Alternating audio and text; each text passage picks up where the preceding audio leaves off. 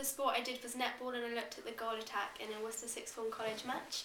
Netball uses all three energy systems: the ATP PC system, the lactic acid system, and the aerobic system. Energy systems don't work in isolation, but they interact with each other. Each energy system has its own specific threshold dependent on the oxygen availability, the fuel source available, the onset of blood lactate accumulation, duration, and intensity. The ATP-PC system is used for high intensity and low duration, such as when the goal attack is taking a shot. The lactic acid system is used when, for example, her teammate makes an interception and she has to run into the D to receive a pass so that she can make a shot. The aerobic system is used throughout the game because it's a 16-minute match, and this is high duration and low intensity. When watching the goal attack, I found that she was good at dodging. This is because she could change direction quickly and run into a space to receive a pass. Her explicit timing and spatial awareness could be explained by having an optimal arousal level. This could be explained by the inverted U theory, which suggests that as arousal increases, so too does performance of the dominant response up to an optimum level. If arousal becomes higher than this optimal arousal, then performance starts to decrease. I would suggest that she had an optimal arousal level, which means she has an ideal attentional field and therefore would attend to the correct cues. When looking at the goal attack, I also found that she received a high percentage of her passes. This is because when running, she would have her arm in front of her so that her teammates could direct the pass in front of her, which means she could run into the ball, and would also have her body behind the ball, which means she was more likely to keep in possession of it. She also had her hands in a W position. This meant that she got a firm grip around the ball and was less likely to drop it. Her high percentage of receiving a pass could be explained by the information processing of the DCR, which stands for detection, comparison, and recognition. The detection stage is where the goal attack would filter out any irrelevant information via selective attention, such as the crowd, and was focused on just her teammate who was passing the ball. The short-term memory would then be compared with the long-term memory, such as the present passing of the ball with any previous passings of the ball. This is comparison. And then if a match is made between the short-term memory and the long-term memory, then a decision is made, and this is the case of the goal attack, which means she catches the ball. However, when looking at her skills, I found that she wasn't very good at shooting. This is because she missed a high percentage of her shots, and she became reliant on the goal shooter as the game went on. This is because she did not have her feet shoulder width apart, which means she had less balance. She did not use one hand to hold the ball and the other to direct it. She used both hands, therefore she had two forces on the ball, which means she was less likely to shoot. She also did not bend when she was shooting. Because of this constant failure in shooting, it causes her to have a negative subjective outcome.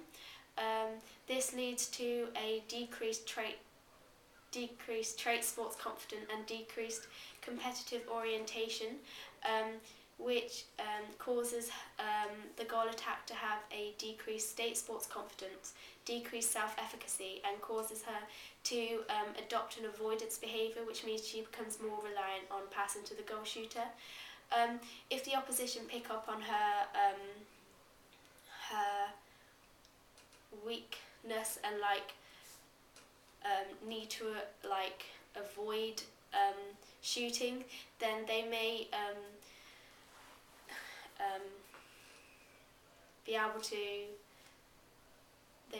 to predict that she's going to pass and more likely to make an interception, so they lose possession of the ball. When looking at her skills, I also found that she wasn't very good at interception. This is because she did not remain on her toes and wasn't alert, which means when moving off, it was going to be slower. Also, she did not bend her knees, which would have given her more power to get more height and then more likely to intercept the ball, and she did not have her arms in an extension position or fingers outstretched. This means the lessened height means she's less likely to get a tip off the ball or to make the interception. Her poor interception rate could be explained by having a poor reaction time, which is the time between the onset of stimulus and the onset of movement.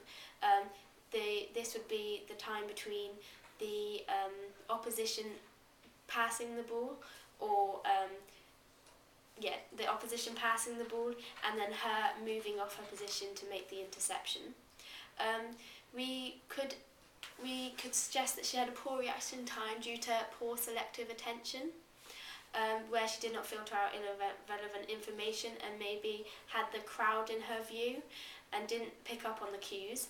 Could also be explained by her being a female, as females generally have a worse reaction time than males, although as age increases, this difference also decreases. Because the goal attack, we could improve her reaction time by having more experience. Because the goal attack's only on the participation level of the pyramid, she doesn't have more experience. Experience gives the goal attack opportunity to enhance the awareness of the probability of particular stimuli occurring. She could also improve her reaction time by mental rehearsal, by visualising these cues, which means she is more likely to attend to the correct cues and to expect and respond to the correct stimuli. When I watched the goal attack, it was at the beginning of the match, which means it wasn't very warm. If she did a warm-up or further throughout the game, the vascular system, the neuromuscular system, the cardiorespiratory system would be more adequately prepared. Therefore, her movement and reaction time would be quicker. When looking at her fitness, I found that she was good at speed. This is because she could run into a space and receive a direct pass before a player caught up with her. Because her player hadn't caught up with her, this meant that she was fast and means she could have a direct pass, which means the opposition are less likely to intercept it, keeping possession of the ball. Her being very fast would suggest that she had a high percentage of fast twitch fibres. Fast twitch fibres provide a high force of contraction and a fast speed of contraction. They have high glycogen stores and are large in size. There is also an increased synchronization and recruitment of motor units, and she would have high stores of the enzymes required for the ATP-PC system, such as ATPase and creatine kinase, and she would also have a large store of PC. This means that her ATP-PC system would also be efficient. The ATP-PC system lasts for up to 15 seconds and is in the muscle sarcoplasm. ATP is formed of an adenosine molecule, 3 phosphate molecules, which are combined with high energy bonds. ATPase then breaks up the high energy bond between ATP and the last phosphate molecule, and the products of this is ADP, a phosphate molecule, and energy, and this is a exothermic reaction. Phosphocreatine is then broken up by creatine kinase to form phosphate, a creatine molecule, and energy, and this is also an endothermic reaction. The energy from the endothermic reactions are then used to combine ADP and phosphate to form ATP. Also, when looking at her skills, I found that she was good at agility. This is because she could change direction quickly and then run into a space before her teammate had realised that she had moved in the other direction. This meant she could receive a direct pass and was more likely to keep possession of the ball. This can be explained by the psychological refractory period. This theory proposes that there is a time delay in the brain as you have to fully process stimulus 1 before attending stimulus 2. For example, the goal attack would move in one direction, this would be stimulus 1, and then the goal defence or the person defending her would follow her in this direction, which is response 1. And then the goal attack would change direction, this is stimulus 2, and there would be a time delay in the goal defence's change in direction due to the time delay, which is response to, which this explains how she would be able to outrun her partner. However, when looking at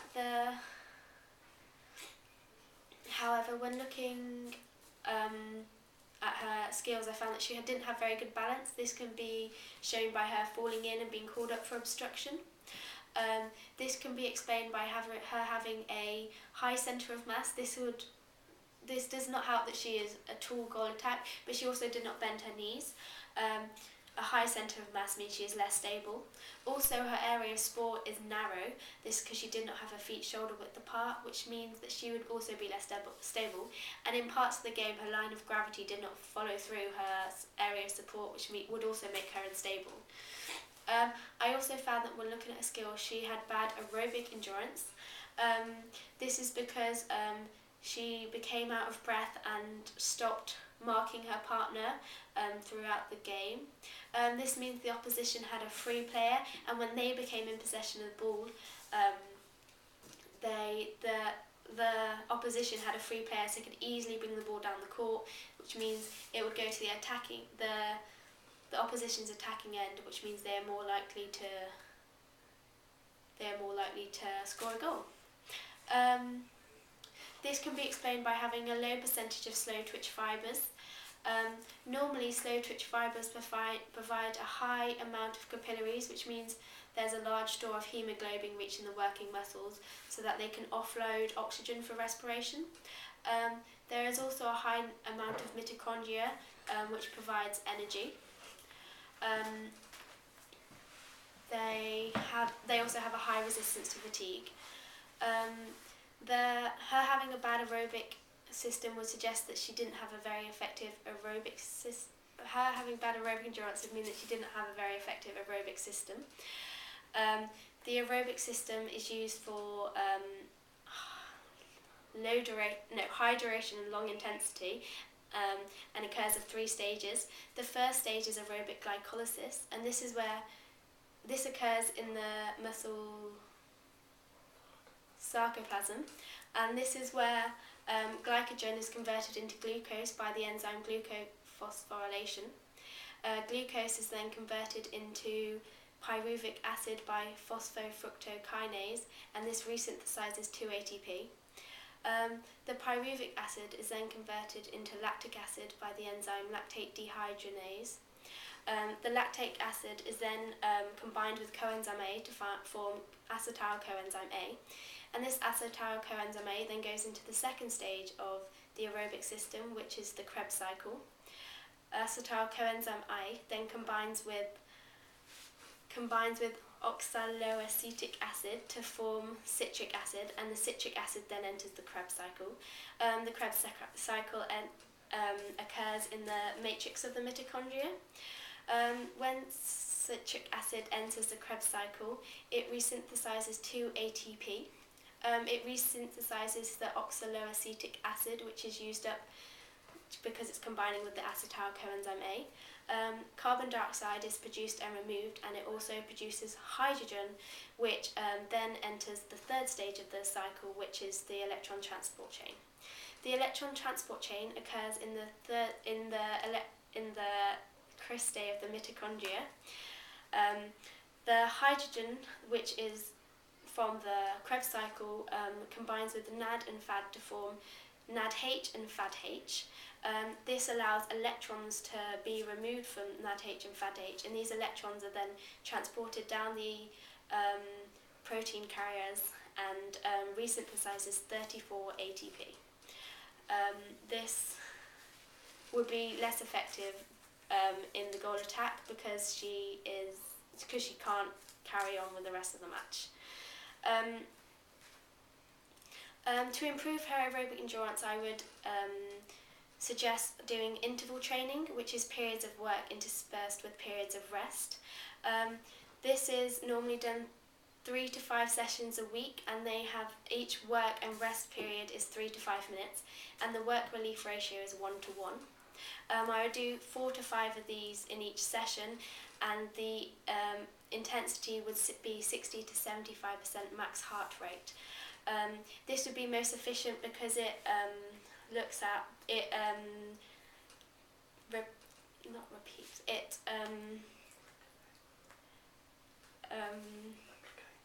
it replicates the stop-start action of in a netball match. I then looked at her tactics. I found that she had very good decision making. This is because she would allow a time delay before running into a space to give her teammate time to control the ball so that she could pass a direct pass. This would suggest that she is an autonomous performer,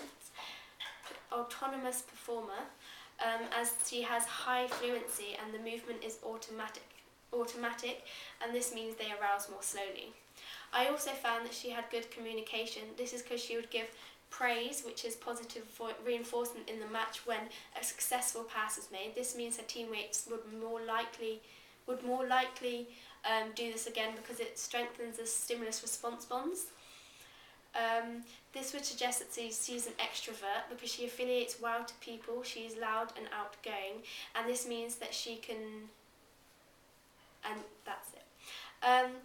When looking at her tactics, I found that she wasn't very good at marking. This is because she did not stick on her player. Her player often got away. This is because she either faced her player so she could not see the direction of the ball, which means that her teammate could, so that she couldn't follow the player because she didn't know where the ball was going, or she faced away but she did not have her eye on the player and focused solely on the ball. Her bad marking could be explained by having poor anticipation. Anticipation is predicting what or when will happen. If the goal attack had good spatial anticipation, then she would be able to predict where the pass is going to be and be able to be in the correct position to make the interception. If she had good temporal anticipation, then she would be able to predict when it would happen, therefore would get the timing of the jump correct and be more likely to make the interception. I also found that her centre pass wasn't very good. This is because she got in the way of her players, and they couldn't receive a pass as she drew her defender in, which means they were more likely to intercept it. Therefore, the pass from her teammate to attempt to pass to one of her other teammates was either intercepted by opposition or she'd blown up for 3 seconds because there was no space. Her poor centre pass would suggest that she didn't attend training, which maybe she had a negative attitude to training. This could be explained by the triadic model. This would suggest that she did not think training improved centre passes. This would be the cognitive element. Therefore, her feelings towards netball was that she didn't enjoy training, she didn't think it was worth it, which is the affective element, and therefore she didn't attend training, which was the behavioural element. You could change her attitude to training by cognitive dissonance, which is creating disharmony between one or more elements of the triadic model to regain consonance. She could, if she attended training and then played a match after and she found that she played better, then this would change her feelings towards training not being useful for set plays. It could also be improved by positive reinforcement. So if she attended training, then her coach would give her praise and therefore would strengthen the stimulus response bonds, which means she is more likely to attend again. It could also be improved by reattribution training, where you change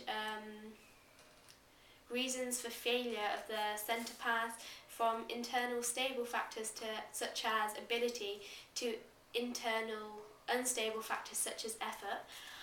This means that when she tried more, it would be effective, and therefore she would want to go to training. Because she was in her player's position, this would suggest that she had faulty losses, which can be explained by the Ringelmann effect, which proposed that as the number of people increases, the number of coordinational losses also increases. For example, in netball, there are 7 players and they would have more coordinational losses than a basketball team with only 5. This reduces their actual productivity, which is her potential productivity minus faulty losses such as coordinational losses, which is an example of being in the wrong space. For my action plan, I am going to work on her interceptions. When the goal attack would have when her coaching points for interceptions would that she would have to be on her toes and remain alert so that she could get a faster move off, so she's more likely to be make the interception. She would have to have her feet shoulder width apart to give her more balance when she was changing direction. She would have to bend her knees when taking off to give her more power and therefore more height in the air, so that she's more likely to make a touch on the ball. And then when in the air, she needs to extend her arms and her fingers so that she also has more height and is more likely to make a touch. When she is bending her knees to take off, her knee would be in a flexion position. The agonist would be the bicep femoris and the antagonist would be the rectus femoris, and this would be a concentric contraction. When she was in the air, her legs would be in an extension position, and this time the agonist would be the rectus femoris and the antagonist the bicep femoris, and this is also a concentric contraction. And the knee joint is a hinge joint. And then when in the air, her arms would be in an extension position, and the agonist would be the tricep brachii, and the antagonist would be the bicep brachii, and this would be a concentric contraction, and the elbow is also a hinge joint. Netball is an open skill because it is affected by the environment. Netball is a grey skill because there is low levels of intricacy, and as it uses large muscle movements because it moves the entire body. Netball is a discrete skill because in interceptions there is a clear beginning of end, which is when you take off and then when you're in the air and you make that interception. Netball is externally placed because the players on the court determine the timing of when things happen. And netball is a complex skill because it has high levels of information processing and decision making. For my action plan, I am going to do 3 weeks worth of 3 sessions. My pre-test will be a 5v5 match for 5 minutes, and I will count the number of interceptions made, and I aim to improve the number of interceptions by 10%. For my first week, my first activity will be in pairs. They will stand 3 feet apart, and one partner will have a ball, and they will have to throw the balls high enough so that the opposite player has to reach to receive the pass and pass it back. The aim is to not move off the position and just to stretch, and they shouldn't move backwards because it makes it easier. They will do this once for 1 minute each, and they will alternate. They will then change it so that their partner has to jump for the ball, so they just throw it higher, but they also have to make sure they don't change position. They remain there and they don't move backwards. My second activity for week 1 will be in pairs, and this is where one partner will be the feeder. The other partner will it will be at a 45 degree angle in both directions, and they will touch the ball to begin with, and they will drive outwards to receive a overhead pass, and they will pass it back, and they will drive forward to receive a chest pass. They will then drive in the other 45 angle to receive an overhead pass it back, and then run back in and receive a chest pass, and they would do this for 1 minute 30 each, and they will just do this once. My last activity in week 1 will be in pairs of 4.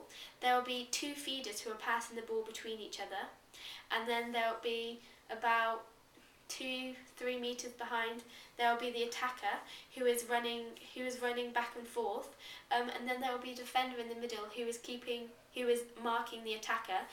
Either feeder can pass to the attacker at any time, and the defender has to try and make the interception. To make this harder, you could decrease the distance between the feeders and the attackers, or you could give a faster ball or a higher ball, so they have to jump more to intercept it.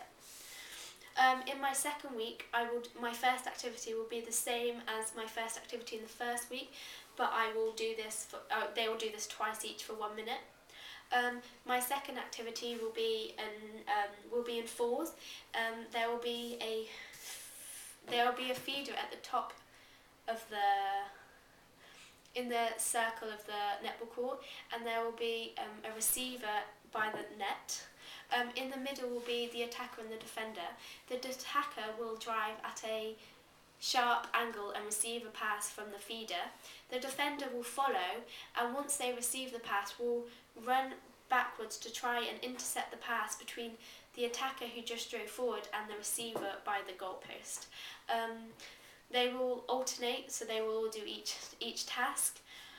To make it harder, they could speed up how long they give the defender to run back. They could give a higher pass or a faster pass. For my third week, I will do the two same first activities I've done in the second and the first week. However, they will then do this 2 times. They will do these twice each, but for 1 minute and 30. In my second week, I will also do a 4v4 match at the end, and they score a point for every interception made. So moving back onto the third week, my second task will be will be in pairs of 4. There will be 1 feeder at the circle, and then there will be about 3 meters away will be 2 receivers, which are about 1 meter apart, and then a defender will be behind. The feeder can pass to either of the receivers, and the defender has to try and come forward and make the interception. You can make this harder by reducing the distance between the feeder and the receivers, or you could make the defender to stand further back, or increase the distance between the 2 feeders. My third task for my third week will be a 5v5 game, and again, like week 2, the number of interceptions made will be a point. You could progress this so that it becomes either a 6v6 match or, like a game condition, 7v7. In my action, and then at the end of these sessions, I will do a post-test, and I will do the same pre-test, a 5v5 match for 5 minutes, and I'll count the number of interceptions made, and hopefully they would have increased by 10%. In my action plan, my first activity in each 3 weeks was distributed practice, which is with break intervals. This is good for cognitives because it allows them to get external feedback from the coach, and it also allows them to have mental rehearsal so they can visualise them doing the skill correctly. However, it can disrupt the flow. And then my second and third activity in all 3 weeks is either varied with routine, which is my second activity, or varied for my third activity. This allows me I can alter the height and the speed of the ball. Because netball is an open skill, it allows, it's controlled by the environment. Varied also allows the player to develop a schema. When I was trying to improve the interceptions, I did it as a whole skill where they learnt the skill as an entirety, and I didn't split up any of the sub-routines. This allowed the player to develop kinesthesis, and there was high fluency. When I was doing my action plan, the goal attack was more likely to listen to me because I was of the same gender and I was older than them. This is explained by the social learning theory, which suggests that people imitate through the environment via positive reinforcement from significant others, especially those who have the same gender or of an authority figure.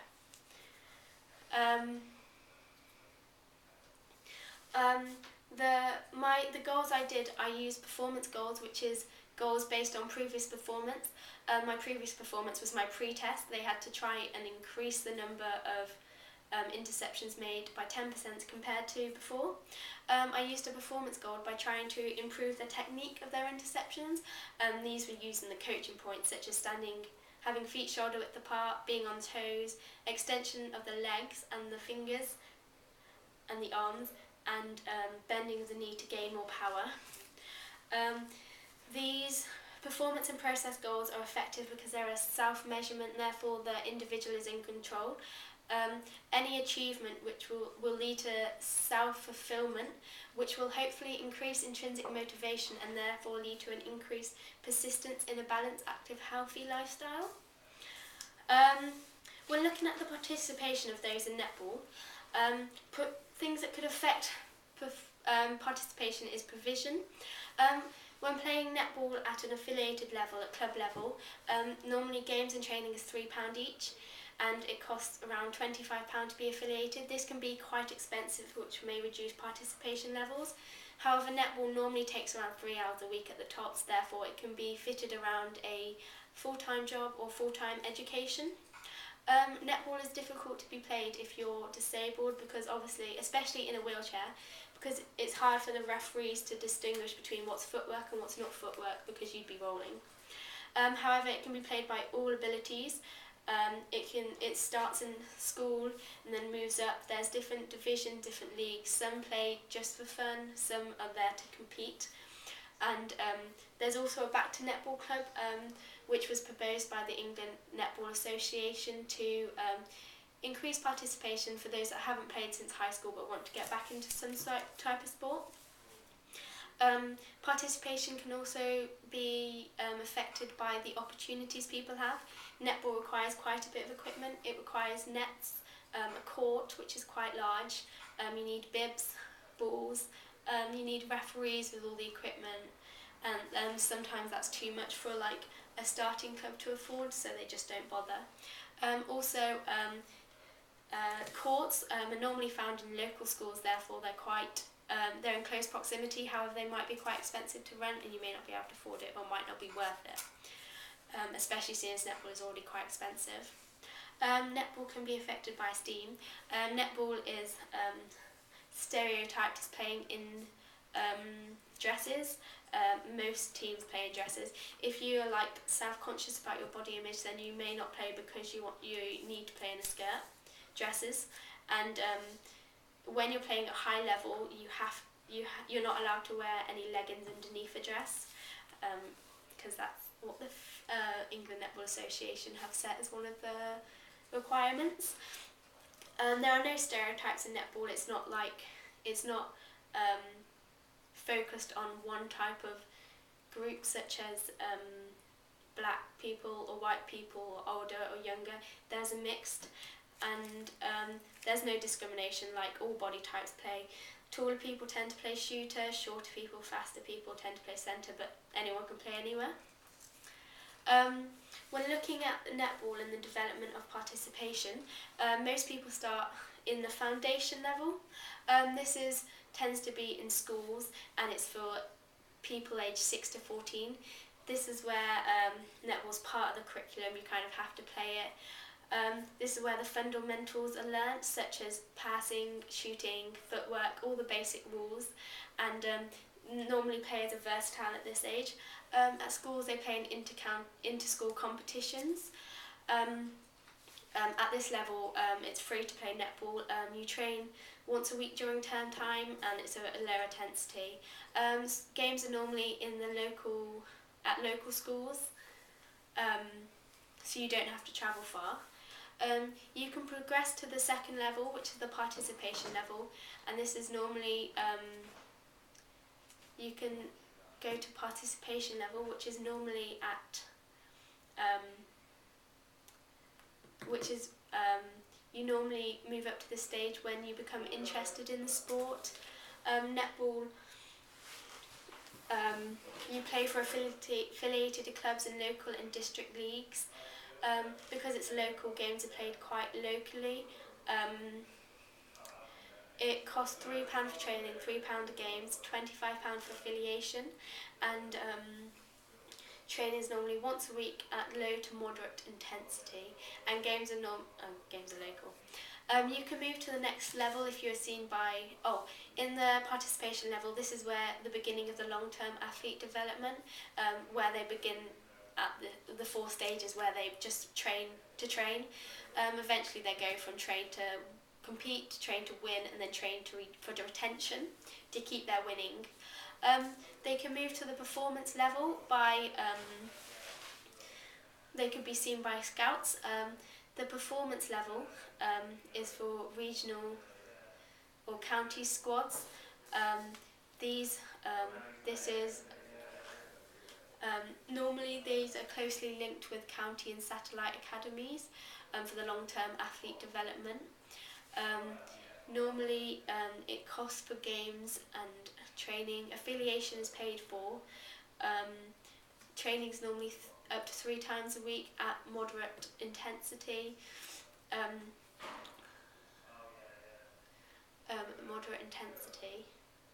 And games can be played around the country, but transport is normally included. The last stage is the elite stage, and you can normally move from performance to elite stage by attending trials. Elite stage is national and international. This is where they have a TV audience and live fans in the stadium, such as the NIC and the NEC.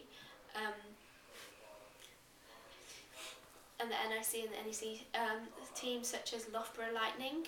At this stage they normally receive sponsorship, so training, games, affiliation is paid for, transport is paid for. This can be around the world, so it's not very local, or within the country. They train 3 to 5 times a week, and it's a very high intensity.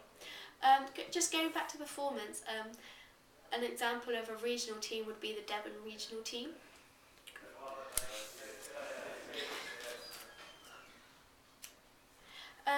When looking at netball and where it originated from, netball originated from basketball in the USA in 1891. At this stage, they just used waste paper baskets as nets. They then developed the game into grass courts, where it is split into thirds. They used bigger balls and nets, and they now called it netball. The Physical England Association then devised 250 set rules, and then the England Netball Association had their first meeting, which was held in London. The netball had their first inter-county competition, where Essex were crowned the first county champions, and then netball was then represented in front of King George VI at Wembley for the first youth. England Netball then played their first international game, and they beat Scotland and Wales. England then had their first tour, which was in Rhodesia and South Africa. The England Netball Association then met and revised the positional names of netball, and they lengthened the game to 60 minutes, which it is now today. And then the netball, they then developed the Super League, and this is where English Netball Series was born.